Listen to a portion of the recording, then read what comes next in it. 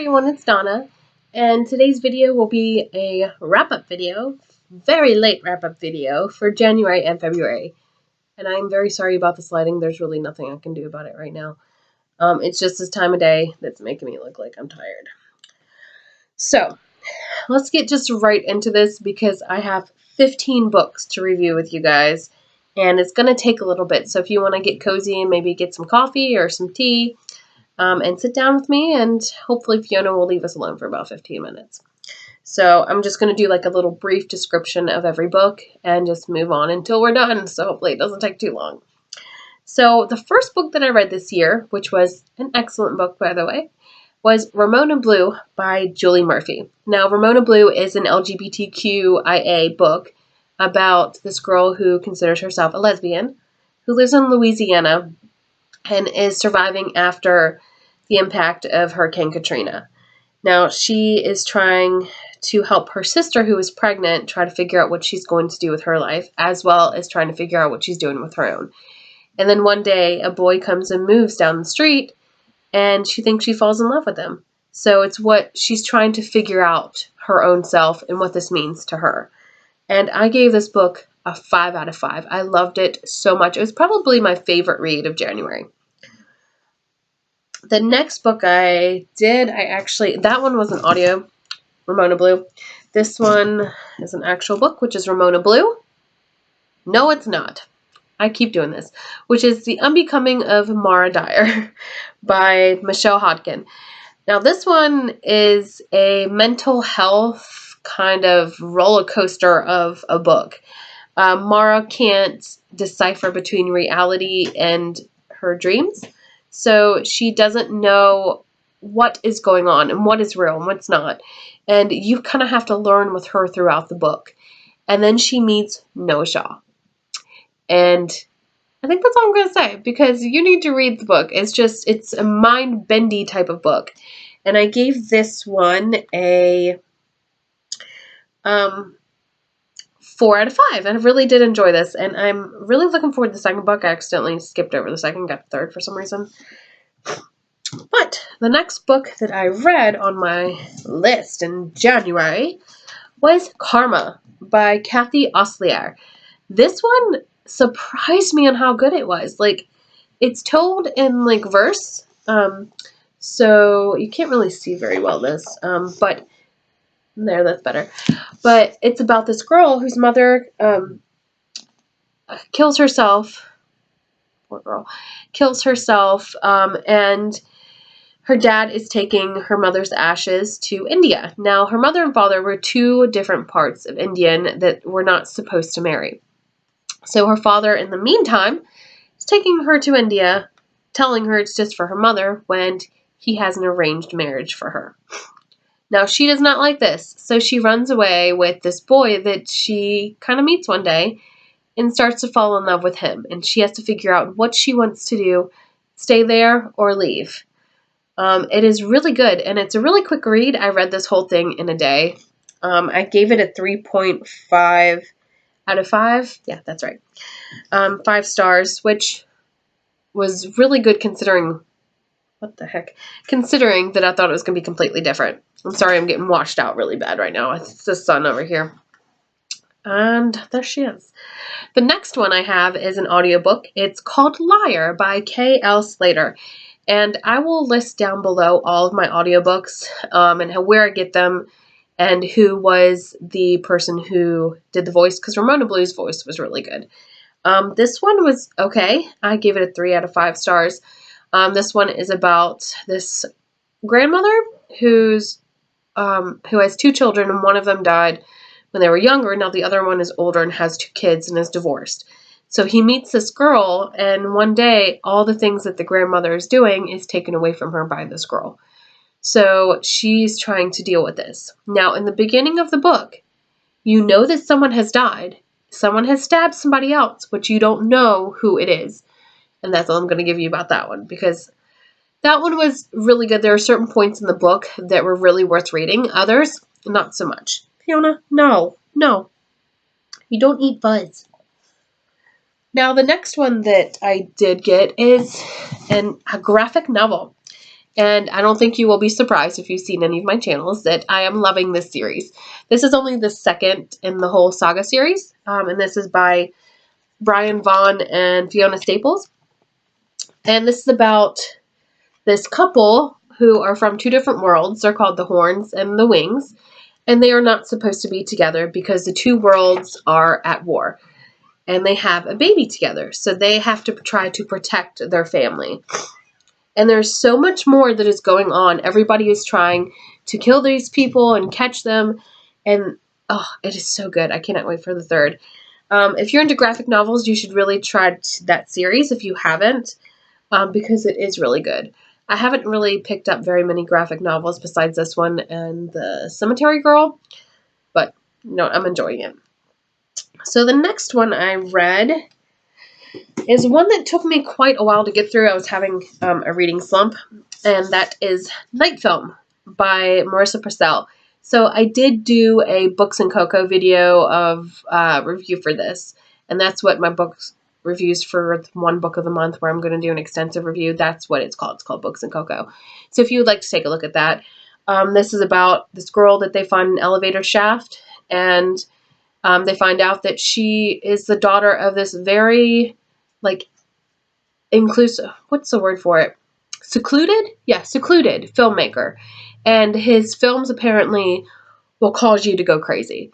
So they have to figure out how she died, why she died. And the ending of this, I remember being really, really good. The middle parts, though, I kind of got lost a little bit. I did give it a 5 out of 5. I guess I enjoyed it then, but I'm not really enjoying it as much as I was. So I think I'm actually going to put it down to a 4 out of 5. But not a bad book overall. Just lots of detail. The next one I have is another audiobook that I really, really enjoyed. I think it was probably, Ramona Blue was my favorite audiobook of the beginning of January, and this is my favorite one of the end of January. And it's called Harrison Squared by Darryl Gregory. Now, Harrison Squared is about this boy who, his father passed away when he was a child from a boating accident, which caused him to lose one of his legs. And his mother is an oceanographer who is doing tests on the ocean where his father had died. Now, this book is full of supernatural beings, and some really fun stuff happens. The book is kind of a dark book, but it's an interesting and fun type of dark. So if you're into that, please pick it up. And there are some really fun, interesting characters in this book. The next one is one that I have been wanting to get my hands on for a very long time, and it's actually my first book in February. And that is Gemina by Amy Kaufman and Jay Kristoff. Now, this is a sequel to Illuminae. If you haven't heard the series, it's a sci-fi series that's kind of dark and intense. It's between these 2 people, Ezra and Katie, and they're trying to get to each other in the midst of chaos that's happening. They're escaping their planet because it's being taken over, and there's a virus that was released on one of their aircrafts that are in space. I can't remember the name of it. Spacecraft? I'll say spacecraft. That's killing all these people, and then the AI system, Aiden, is trying to kill all these people as well. This one comes while they're on their way to their destination, which is Jump Station Heimdall. This is in a view from 2 characters on Heimdall who are trying to escape so many circumstances on Heimdall that it's crazy. Like, these killer, like, leeches come out. It's intense, but it's really good. I think I read this one in 40 days. The other one I read in 1. But it is really good. I would definitely say it's worth the series. So I can't wait for the next one to come out. It should be coming out soon. And I am so excited because I heard in this book we get to know who the narrator is that is like narrating all of the people and stuff, like the whole book. Narrator of the book. You get what I'm saying. Okay, you get what I'm saying. My brain is just not working. Okay, the next one that I read, which all of these I think came in with the Unicornathon, and I cannot remember the name of it. I'll link the video down below because I did do a wrap-up of that. That's not even the right book. But it's the bookathons that I did for February. I am trying to do a bookathon every month. This month, I am trying my hardest to do the March Mystery Madness, which I'll get more into that in the next video. But this book, The Book of Speculation by Erica Swyler, I did do a spoil-free review of that. This is all about circus mermaids. So if you think you'd be into that, please pick this book up. And I will link down also the review for this book. So I don't have to get into a lot of detail because I know that if I start, I will not stop talking about it. And I gave that one a 5 out of 5.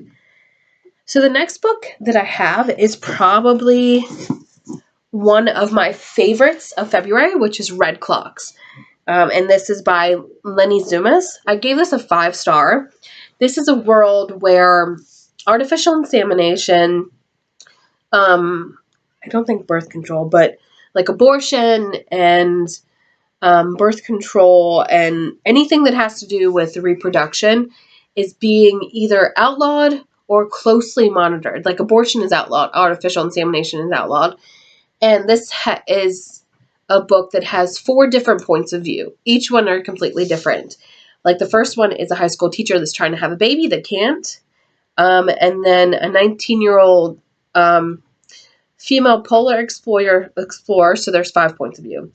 Then there is a frustrated mother of 2 who feels trapped in her relationship, a 16-year-old girl that's pregnant that doesn't want to be, and a medicine woman. So this was really good. I read this in a day as well, and I could not stop reading this. I still can't stop thinking about this. Like, if this actually happened in our world, what the hell? If you have not read this, please pick it up. It was one of my favorites of February. And I will also link down below some places that you can get cheap books as well, like I normally do. So the next one that I have, my phone is being cray-cray, is Twisted Fate. I have that over here by Nora Olson. This one was crazy. Let me just tell you, it is crazy. I did give it a 3 out of 5. The ending was the best part of this whole book. So this is a book about twin sisters who one falls in love with this bad boy next door who is not really a good person. So one of them end up dead with him, and the other one somehow has to figure out what's going on. So the ending, I can't tell you anymore because this book is so tiny, but there's so much packed into this thing. And the ending will send you for a loop. Like, I sat there for a couple of minutes and was like, what the... That was a weird face. Let's not do that again. But I just thought about this all night after I read this. And I finished this at 4 o'clock in the morning. So I'm like, what did I just read and why? But like I said, the ending is really good. So if you want to try to give this a go, it's by Nora Olson. It's very quick, so you'll get right through it. The next one I read in February is an audiobook, and that is Lost Boy, The True Story of Captain Hook. And I will link down below which books went with what question for the bookathons that I did below, since I really didn't do like a wrap-up of the bookathons. I think I actually did. Did I? Maybe I did. I think I did. I think I did do that. So if I did do that, I'll link that below. If not, I'll just type it in. But The Lost Boy was really good. It's based, like it's Neverland and Peter Pan, but it's based on Captain Hook's point of view. And Captain Hook is trying to help all of these boys off the island because the more blood shed on the island will keep Peter Pan alive longer. So he raises these boys and wants them to stay. But yeah, that one was extremely good. It's by Christina Henry, and I think I finished that in just a couple days in audiobooks, which is not really normal for me. But I gave it 4 out of 5. The next one is Extracted by R.R. Haywood. I honestly don't remember what this one is about. Hold on a second. Oh, okay. I get it. This one is about these 3 people that are supposed to die, but they are taken right before they're supposed to die because they're doing acts of good. And they are supposed to save the world because I think they said 15 years, the world will end. And they have invented time travel, but only their organization that they're working for knows about time travel. Well, these 3 people, one of the people goes into this really bad depression because these people are not prepared when they take these 3 individuals and take them out of their lives and put them in a bunker in the medieval ages. So I don't really remember much other than that, which is gotta tell you how good the book was. I seem to have given it a 4 out of 5, but I don't remember very much of it. Sorry. Dog knocked the camera. And she's trying to attack the cat. So, we are down to the last one. Oh my god. Yes! And that is The Unexpected Everything by Morgan Matson. And I adored this book. It was so cute and so adorable. This book is about Andy, who has her life all planned out. She has her summer planned out, and the summer is going to lead to her graduation, is going to lead her into this big school. She has an internship for Johns Hopkins until her dad is a politician, and a big scandal happens, and the person who wrote her the recommendation for Johns Hopkins withdraws her recommendation. So she no longer has a spot in the school. So she has to figure out what she wants to do with her summer. Fiona? No. So, sorry, she's chewing on the wood. But she becomes a dog walker. And this is so adorable, but she falls in love with one of the dog's owners. Well, not really. He's watching the dog for the summer, who is a book writer. And their story is so cute. They go on scavenger hunts. They go on dates. They dump each other and then go back together. It is so good. I would highly recommend. This is a really thick book, and it took me a little while to get through this. This is 500 pages, but the scavenger hunt in here sounds like something I really want to do with my best friends because it sounds so good. But there's so much more that goes into this, and there's so much more feeling and adorableness. Oh, it's so cute. Morgan Matson is now my favorite romance author. I love it so much.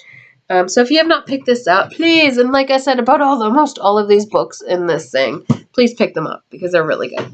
But that is all I have for you today. Hopefully I will get back into the swing of the March review, but if not, you'll get an April review. So I will see you guys later. Bye!